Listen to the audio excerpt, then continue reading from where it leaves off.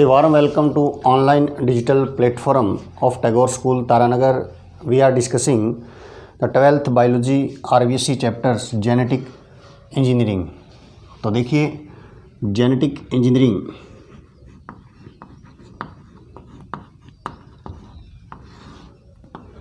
और genetic engineering जो है इसके अंदर हमने डिस्कस किया कि genetic engineering based on recombinant DNA technology, और हमने इसके बाद वेरियस जो स्टेप्स थे उसको डिस्कस किया था। फर्स्ट जो स्टेप था आपका आइसोलेशन ऑफ या आइडेंटिफिकेशन ऑफ डिजायर्ड जीन, उसके बाद सेकंड स्टेप था selection of a suitable cloning vector, third step था insertion of desired gene into cloning vector and formation of recombinant DNA. उसके बाद आपका फोर्थ स्टेप था कि multiplication of recombinant DNA into host cell, उसके बाद था आपका expression of desired gene.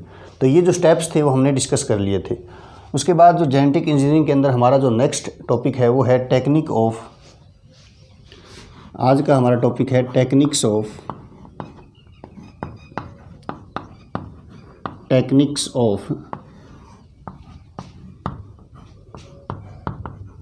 Analysis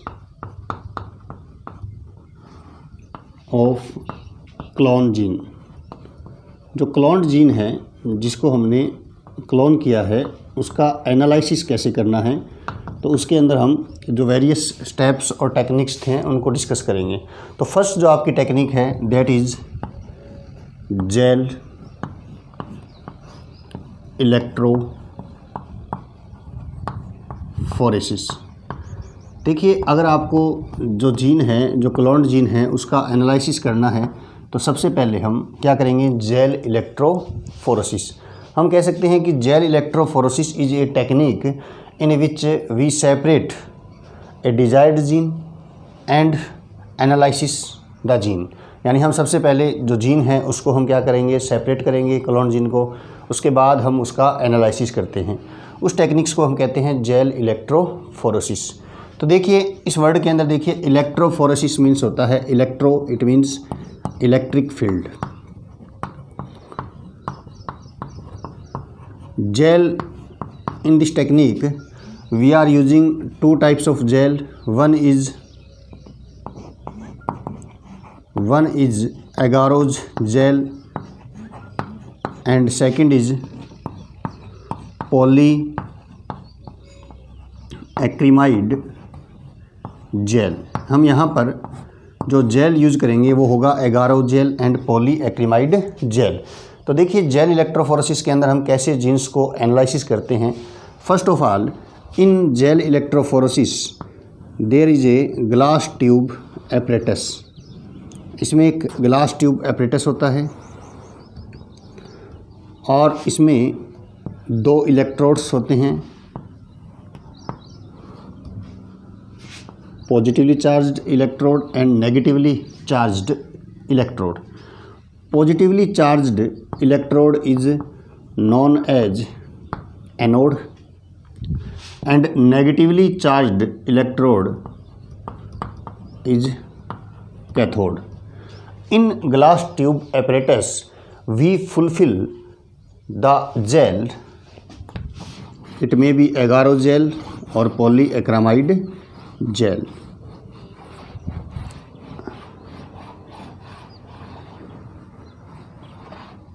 In gel there are many minute pores. They provide pathway for the movement of DNA fragments.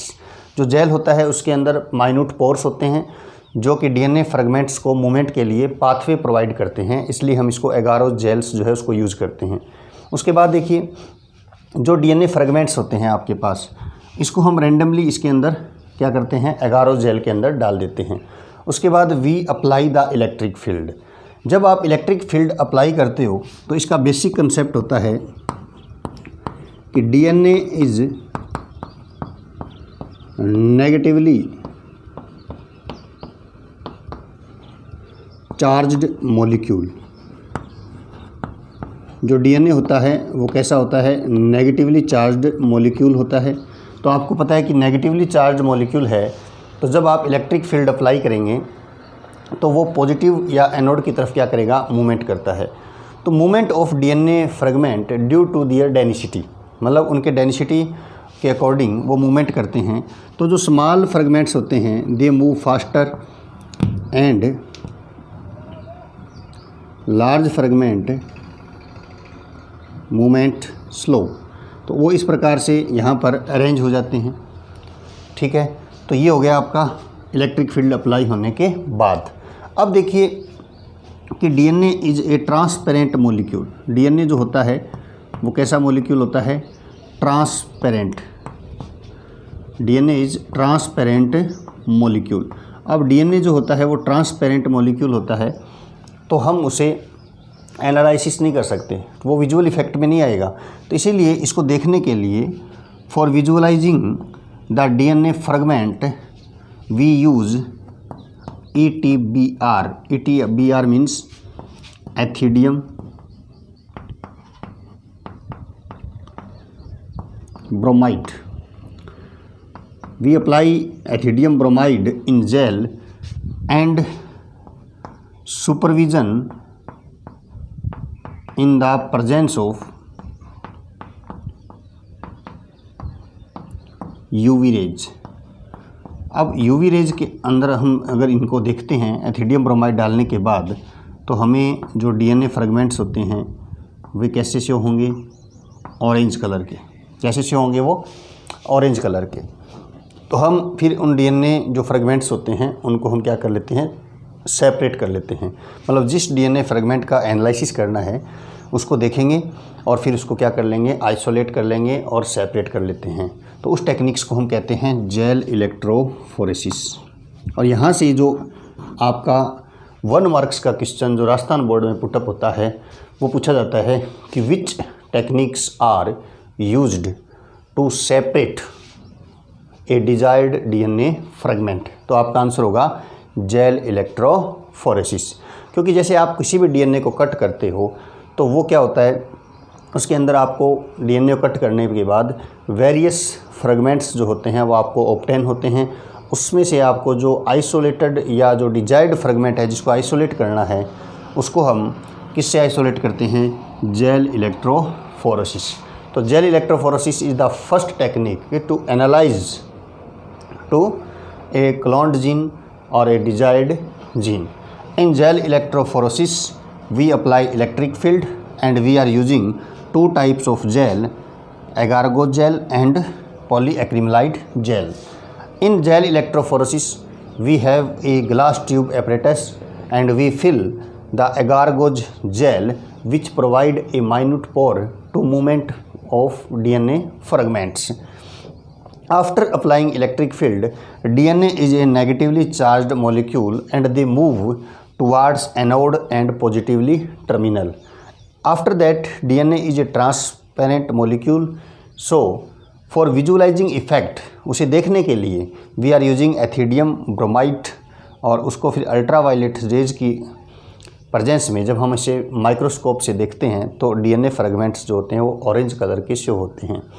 अब आपसे पूछा जा सकता है कि एथिडियम ब्रोमाइड जो है वो जेल इलेक्ट्रोफोरेसिस में हम क्यों यूज़ करते हैं।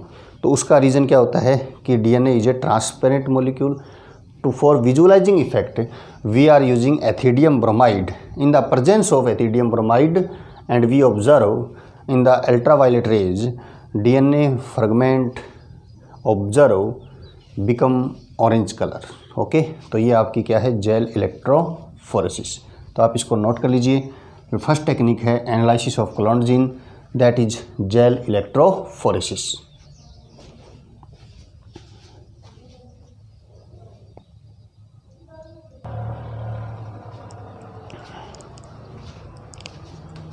नेक्स्ट जो स्टेप है अपना सेकंड जो मेथड हम बोलते हैं for analysis A cloned gene. तो क्लोनिंग जीन है या क्लोन्ड जीन के एनालिसिस के लिए जो सेकंड टेक्निक्स होती है या सेकंड स्टेप होता है that is blotting technique. Bloating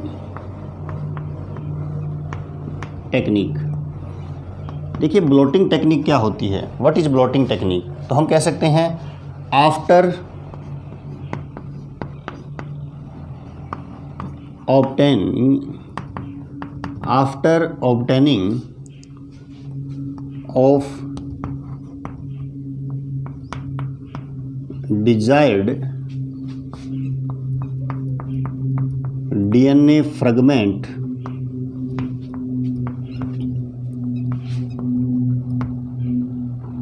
through gel electrophoresis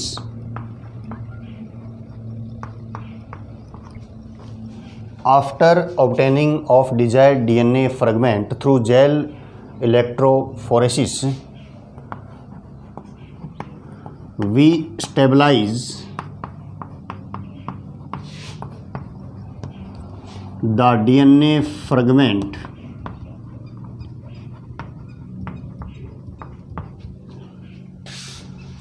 into या DNA fragment at nitrocellulose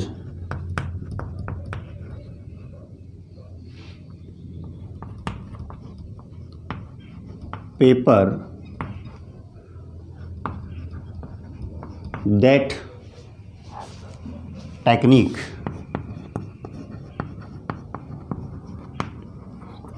known as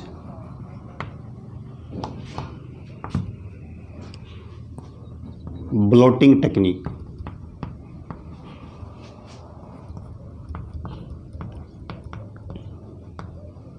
देखिए हम कह सकते हैं कि जो जेल इलेक्ट्रोफोरेसिस से आपको डीएनए फ्रेगमेंट आइसोलेट हुआ है, अगर आप उस डीएनए फ्रेगमेंट को नाइट्रोसेलुलोज पेपर के ऊपर ट्रांसफ़र कर देते हो तो उस टेक्निक्स को हम कहते हैं ब्लोटिंग टेक्निक। ठीक है, अब देखिए कैसे होता है कि मान लीजिए ये आपके पास डीएनए का फ्रेगमेंट है और आपने इसको, ये डीएनए है और आपने इसको रेस्ट्रिक्शन एंडो न्यूक्लियस से, ये डीएनए है, कंप्लीट डीएनए है ये, आपने इसको रेस्ट्रिक्शन एंडो न्यूक्लियस से इसको कट किया। कट करने से आपको क्या ऑब्टेन होंगे? Fragment of DNA. आपको क्या ऑब्टेन होंगे? Fragment of DNA. अब ये जो फ्रेगमेंट ऑफ डीएनए होते हैं इनको हम सेपरेट करते हैं किससे? Gel electrophoresis.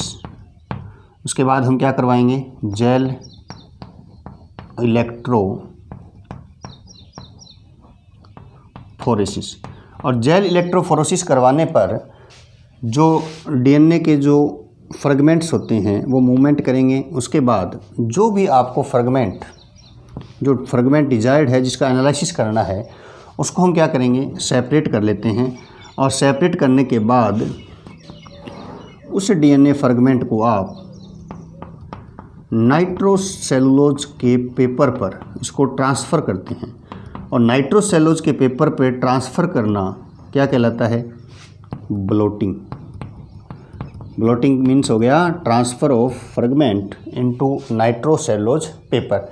मान लीजिए आपने फ्रेगमेंट को नाइट्रोसेलुलोज के पेपर पे ट्रांसफ़र कर लिया, उसके बाद क्या करेंगे? उसके बाद हम करेंगे इसको identify with the help of probe. Probe जो है उससे हम इसको क्या करते हैं? आइडेंटिफाई करते हैं। प्रोब मैंने बताया था molecular probe, molecular probe fragment of DNA and RNA which identify the complementary DNA और RNA। मतलब प्रोब का सीक्वेंस, जैसे मान लीजिए डीएनए है ये, तो हम यहाँ पर प्रोब होगा, उसका जो सीक्वेंस हमें पता है, और फिर अगर इसके साथ ये अटैच हो जाता है इट मीन्स ये इसका क्या है? कॉम्प्लीमेंट्री है। तो प्रोब जो है उससे हम फिर उसको क्या कर देते हैं? आइडेंटिफाई कर लेते हैं। तो नाइट्रोसेलुलोज के पेपर पर ट्रांसफ़र करना क्या कहलाएगा? आपका ब्लोटिंग। अब यहाँ पर आपसे पूछा जा सकता है कि यहाँ पे टर्मिनोलॉजी होती है, एक टर्म्स तो होती है आपके southern blotting. Southern blotting means हो गया कि अगर आप डीएनए को नाइट्रोसेलुलोज के पेपर पर ट्रांसफ़र करते हो तो हम उसे क्या कहेंगे? Southern blotting. अगर हम यहाँ पर आरएनए को नाइट्रोजन सेलुलोज के पेपर पर ट्रांसफ़र करते हैं तो वो क्या हो जाएगा? Northern blotting. अगर हम यहाँ पर जो प्रोटीन है उस प्रोटीन को नाइट्रोसेलुलोज पेपर पर ट्रांसफ़र करते हैं तो हम उसे कहते हैं वेस्टर्न ब्लोटिंग। तो यहाँ पर क्वेश्चन क्या पूछा जाएगा राजस्थान बोर्ड के अंदर, आपसे पूछा जाएगा कि विच, यह पूछ लेंगे आपको कि विच मॉलिक्यूल, यानी किस मॉलिक्यूल के लिए आप साउथर्न ब्लोटिंग को यूज़ करोगे तो डीएनए, किस मॉलिक्यूल के लिए आप नॉर्थर्न ब्लोटिंग को यूज़ करोगे तो आरएनए, और किस मॉलिक्यूल को आइडेंटिफाई करने के लिए आप वेस्टर्न ब्लोटिंग यूज़ करते हो तो उसका आंसर होगा प्रोटीन। देखिए सेम है, लेकिन मैं यहाँ बता रहा हूँ आपको कि अगर आप फ्रेगमेंट को नाइट्रोसेलुलोज के पेपर पे ट्रांसफ़र कर रहे हो दैट इज़ ब्लोटिंग। तो मैं यहाँ पर क्या किसको लिया है मैंने स्टार्टिंग से, डीएनए को, क्योंकि जेनेटिक इंजीनियरिंग में हमारा जो मेन ऑब्जेक्टिव है वो क्या है, डीएनए। तो ये डीएनए हम ले रहे हैं, इट मीन्स ये क्या है, साउथर्न ब्लोटिंग। अगर हम यहाँ पर आरएनए फ्रेगमेंट्स लेते हैं तो वो क्या हो जाता, नॉर्थर्न ब्लोटिंग। अगर हम प्रोटीन्स ले लेते तो वो क्या हो जाता, वेस्टर्न ब्लोटिंग। ओके, मतलब ब्लोटिंग टेक्निक्स मीन्स हो गया कि जो फ्रेगमेंट है उसको आपको नाइट्रोसेलुलोज के पेपर पर ट्रांसफ़र करना है, ठीक है। और आप सबसे पहले जो डीएनए है उसको कट करेंगे, फिर फ्रेगमेंट ऑफ डीएनए आपको मिलेगा। फिर मैंने आपको बताया कि कौन सी टेक्निक आप सेपरेशन के लिए करते हो, तो जेल इलेक्ट्रोफोरेसिस। मान लीजिए आपको ये फ्रेगमेंट चाहिए तो इसको अगर आपने नाइट्रोसेलुलोज के पेपर पर ट्रांसफ़र किया दैट इज़ ब्लोटिंग। डीएनए है तो साउथर्न, आरएनए है तो नॉर्थर्न, और प्रोटीन है तो वेस्टर्न। ओके, तो इसको आप नोट कर लीजिए।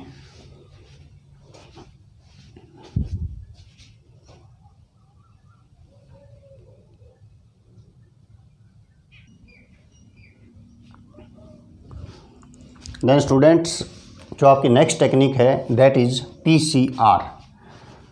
जो नेक्स्ट टेक्निक है जो हम डिस्कस कर रहे हैं, PCR, it means polymerase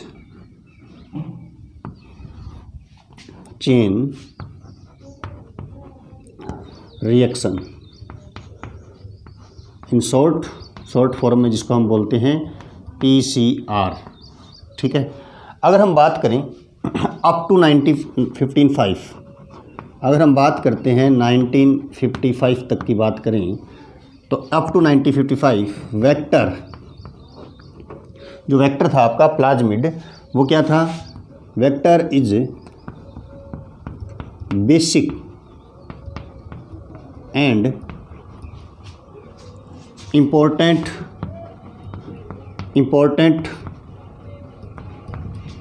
factor that use for cloning DNA, या हम कह सकते हैं formation of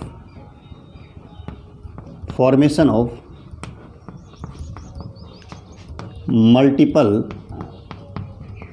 copy of DNA. मतलब 1955 तक की बात करें तो 1955 तक क्या था कि अगर मान लीजिए आपको पास कोई एक सिंगल डीएनए फ्रेगमेंट या कोई सिंगल जीन है और आपको उसकी मल्टीपल कॉपी का फॉर्मेशन करना है तो हम उसको वेक्टर के साथ ऐड करते थे, फिर हम उसको होस्ट सेल के अंदर एंटर करवाते थे, फिर जैसे सेल डिवाइड होती थी तो वेक्टर के साथ जो जीन थी उसकी क्या हो जाती थी, क्लोनिंग हो जाती थी। अब मॉडर्न टाइम्स के अंदर क्या था कि मॉडर्न टाइम्स के अंदर एक साइंटिस्ट थे कैरीमुलिस, और कैरीमुलिस जो थे इन्होंने जो टेक्निक डेवलप की उसका नाम था पीसीआर। और कैरीमुलिस ने क्या किया, पीसीआर से जो हम मल्टीपल कॉपी है डीएनए की उसको क्या किया, उन्होंने ऑब्टेन किया। और पीसीआर जो है वो जिस अपरेटस में हम जो पीसीआर है उसको यूज़ करते हैं या जिस अपरेटस में पीसीआर को कंप्लीट करते हैं उस अपरेटस को बोलते हैं थर्मल साइक्लर। ये इंपॉर्टेंट है, पूछा जा सकता है कि यहाँ से 2 क्वेश्चन पूछे जाएंगे आपसे। फर्स्ट क्वेश्चन तो ये है कि अगर आपको मल्टीपल कॉपीज ऑफ डीएनए अगर आपको क्या करनी है, प्रिपेयर करनी है, किससे, सिंगल डीएनए से उसकी मल्टीपल कॉपी अगर आपको तैयार करनी है तो आप किस टेक्निक को यूज़ करोगे, पीसीआर। सेकंड क्वेश्चन आएगा कि पीसीआर जो है वो किस अपरेटस के अंदर कंप्लीट होती है, तो आपका आंसर होगा थर्मल साइक्लर।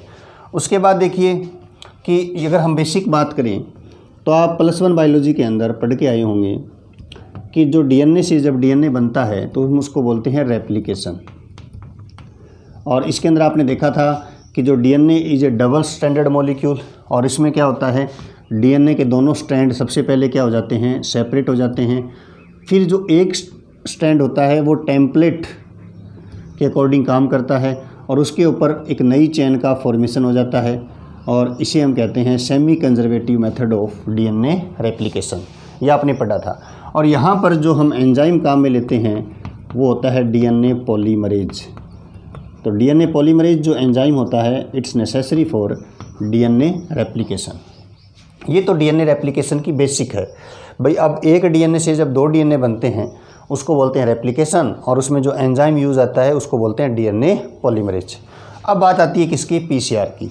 तो पीसीआर के अंदर तो हम क्या कर रहे हैं, लैब मेथड से जो डीएनए है उसकी मल्टीपल कॉपीज़ का क्या कर रहे हैं, फॉर्मेशन कर रहे हैं। तो देखिए सबसे पहले ये मान लेते हैं डीएनए का फ्रेगमेंट है, और आपको पता है कि डीएनए का फ्रेगमेंट होता है वो मल्टी, या हम कह सकते हैं दोनों स्टैंड क्या होती है, एंटी पैरेलल और कॉम्प्लीमेंट्री होती है। तो इसको 5-3 से शो करेंगे, तो इसको 3-5 से शो करेंगे। और both stands are join with the help of hydrogen bond. Hydrogen bond जो होते हैं एडेनिन थाइमिन के बीच में, उससे दोनों स्टैंड्स जो होती हैं वो अटैच रहती हैं। सबसे पहले क्या होगा, पीसीआर के अंदर हम 95 डिग्री सेल्सियस टेम्परेचर देते हैं, और इसको बोलते हैं डीनेचुरेशन। क्या बोलेंगे इसको, डीनेचुरेशन। जब हम 95 डिग्री सेल्सियस टेम्परेचर देते हैं तो जो डीएनए है जिसकी मल्टीपल कॉपी तैयार करनी है या जिसका पीसीआर करना है, तो उसको 95 डिग्री सेल्सियस टेम्परेचर देते हैं। तो डीएनए की जो दोनों स्ट्रैंड होती है वो क्या हो जाती है, सेपरेट हो जाती है।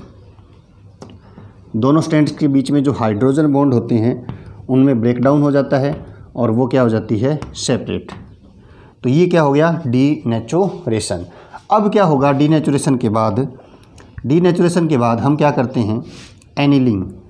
एनिलिंग मीन्स होता है कि सबसे पहले जो दोनों स्टैंड्स होते हैं उन स्टैंड्स पे, जैसे ये 5' स्टैंड 3' है, ये 3' है और ये 5' है, दोनों सेपरेट हैं।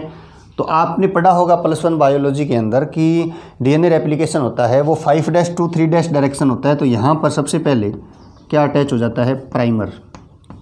प्राइमर क्या होता है, जो रेप्लिकेशन को स्टार्ट करता है। तो ये 5' एंड होगा और इधर इस स्टैंड का फॉर्मेशन होगा। यहाँ पर 5' स्टैंड पर भी क्या होगा, आर, ये प्राइमर ऐड हो जाएगा।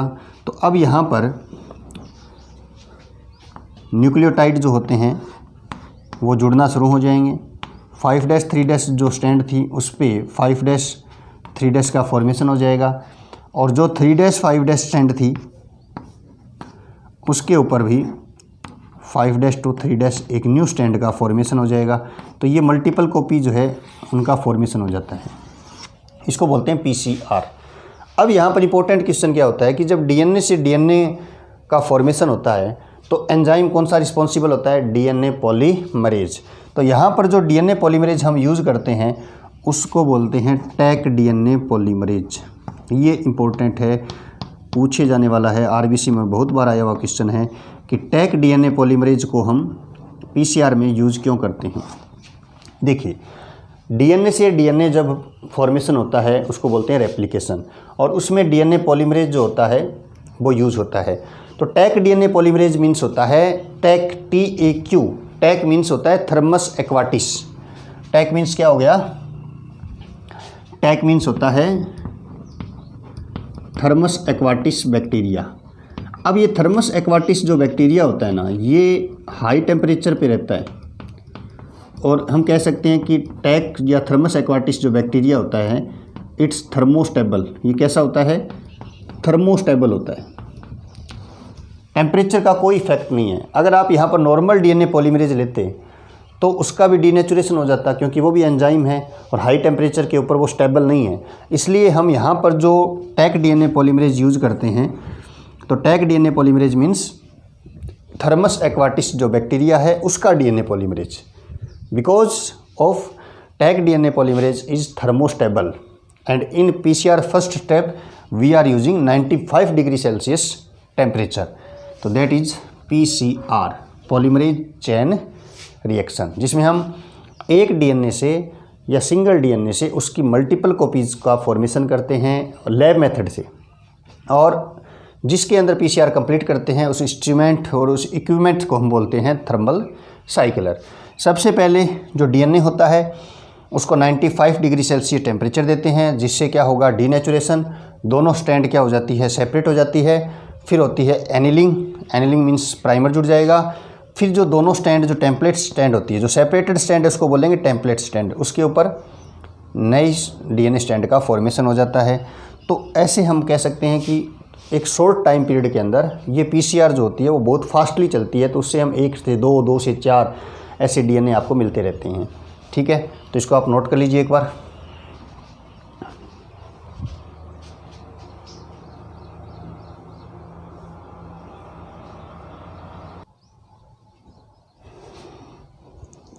Now students, we are discuss another topic, that is DNA fingerprinting. DNA finger printing. तो देखिए डीएनए फिंगर प्रिंटिंग मीन्स क्या होता है, फिंगर प्रिंटिंग क्यों वर्ड यूज़ कर रहे हैं डीएनए के साथ। देखिए जो एक ब्रांच होती है बायोलॉजी की जिसमें हम फिंगरप्रिंट्स की स्टडी करते हैं और उसको बोलते हैं डेक्टाइलोग्राफी। तो फिंगरप्रिंट्स जो होते हैं वो मैच नहीं करते, मतलब हम कह सकते हैं ह्यूमन्स स्पीसीज़ के अंदर जितने भी ऑर्गेनिजम्स जो होते हैं उनके जो फिंगरप्रिंट्स होते हैं वो क्या होते हैं, सेपरेट होते हैं। तो फिंगरप्रिंट्स जो थे वो एंशिएंट टाइम्स के अंदर क्या है, फिंगरप्रिंट्स को हम यूज़ करते थे कि ये एक यूनिक करेक्टरिस्टिक्स है लिविंग ऑर्गेनिजम्स का। लेकिन अब हम फिंगरप्रिंटिंग्स की जगह किसको यूज़ करते हैं, डीएनए। जिस प्रकार से फिंगरप्रिंटिंग यूनिक होती है, फिंगरप्रिंट यूनिक होती है, वैसे ही डीएनए का जो पैटर्न होता है किसी भी ऑर्गेनिज्म का वो भी यूनिक होता है। तो डीएनए फिंगरप्रिंट्स कैसे होती है, देखिए उसके अंदर हम डीएनए फिंगरप्रिंट्स जो अभी हमने पढ़ा था कि एनालिसिस ऑफ एक क्लोन्ड जीन, आपने एक क्लोन्ड जीन का एनालिसिस किया तो सबसे पहले हमने क्या किया, डीएनए को कट किया, फिर जेल इलेक्ट्रोफोरेसिस से उसको सेपरेट किया, फिर हमने उसकी क्या की, ब्लोटिंग की। ब्लोटिंग करने के बाद हमने डीएनए प्रोब से उसकी जो सीक्वेंस है, नाइट्रोजन बेस का सीक्वेंस है डीएनए के ऊपर, उसको हमने आइडेंटिफाई किया। तो वही तो है भाई, डीएनए फिंगरप्रिंट में भी हमें क्या करना है, डीएनए का आइडेंटिफिकेशन करना है, उसका सीक्वेंस जो है उसको हमें पता करना है। तो डीएनए फिंगरप्रिंटिंग के अंदर एक प्रकार से हम कह सकते हैं कि एनालिसिस ऑफ एक क्लोन्ड जीन है, वही टेक्निक को हम यहाँ पे डीएनए फिंगरप्रिंट में यूज़ करते हैं। चलो हम एक एग्जांपल लेते हैं कि मान लेते हैं कि ये एक मदर का डीएनए है, मदर, और ये है फादर का डीएनए। मदर और फादर का डीएनए है, तो सबसे पहले हम इसको कट करते हैं। कट करेंगे किससे, रेस्ट्रिक्शन एंडो न्यूक्लियस से। और रेस्ट्रिक्शन एंडो न्यूक्लियस से आपने जब इसको कट किया तो इस डीएनए के बहुत सारी जो फ्रेगमेंट्स होते हैं, जिसको आप जीन बोल सकते हो, वो आपको मिल जाती हैं। फिर हम इसको क्या करते हैं, जब हम इन डीएनए जीन्स को जेल इलेक्ट्रोफोरेसिस से सेपरेट करते हैं, और जेल इलेक्ट्रोफोरेसिस से सेपरेट करने के बाद हम क्या करेंगे, मान लीजिए हमने इनको सेपरेट कर लिया जेल इलेक्ट्रोफोरेसिस से। अब हम करते हैं इसकी ब्लोटिंग। क्या करेंगे, इसकी ब्लोटिंग। जब आप मदर और फादर के डीएनए की ब्लोटिंग करते हो, ब्लोटिंग मीन्स हमने इसको नाइट्रोसेलुलोज के पेपर पे ट्रांसफ़र किया और फिर हमने डीएनए प्रोब से इसको मेजर किया, तो हमने देखा कि मदर जो है उसका जो बेंडिंग पैटर्न आपको मिलता है वो इस प्रकार का बेंडिंग पैटर्न आपको ऑब्जर्व होता है। इस प्रकार का उसका जो मतलब उस पर नाइट्रोजन बेस का सीक्वेंस है वो अलग है, तो मैंने इसको अलग पैटर्न से शो कर दिया। वैसे ही अगर हम फादर की बात करें तो फादर का जो डीएनए है वो भी अलग है, तो उसको भी हमने अलग तरीके से शो कर दिया कि इस प्रकार का बेंडिंग पैटर्न या इस प्रकार का सीक्वेंस हमें मिलता है। तो ये तो है मदर, और ये क्या है, फादर। अब वैसे ही मान लेते हैं कि किसी थर्ड पर्सन, ठीक है, उसका बेंडिंग पैटर्न लेते हैं और वो बेंडिंग पैटर्न आपको ऐसा मिलता है,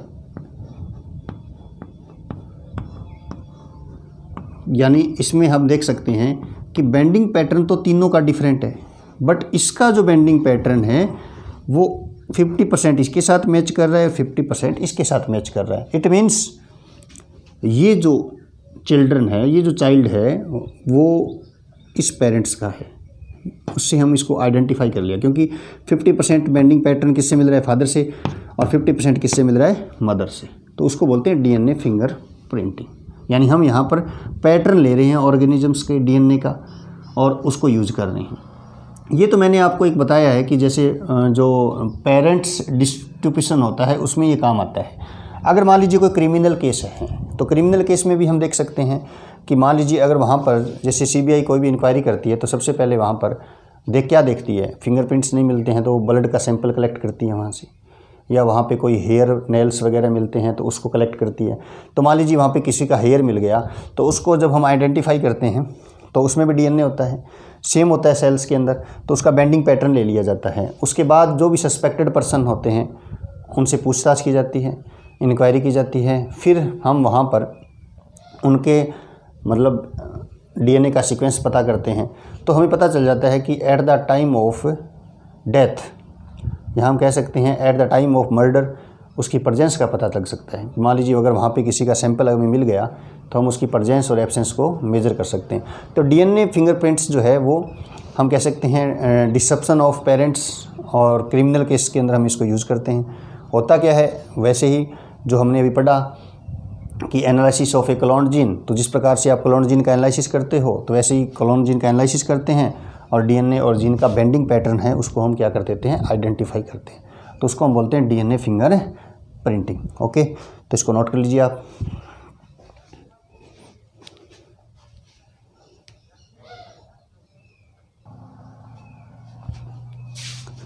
तो स्टूडेंट्स नेक्स्ट जो अपना टॉपिक है दैट इज RFLP। RFLP पिछली बार RBSC में एक क्वेश्चन आया था RFLP, 2 नंबर का था ये। और RFLP मीन्स होता है रेस्ट्रिक्शन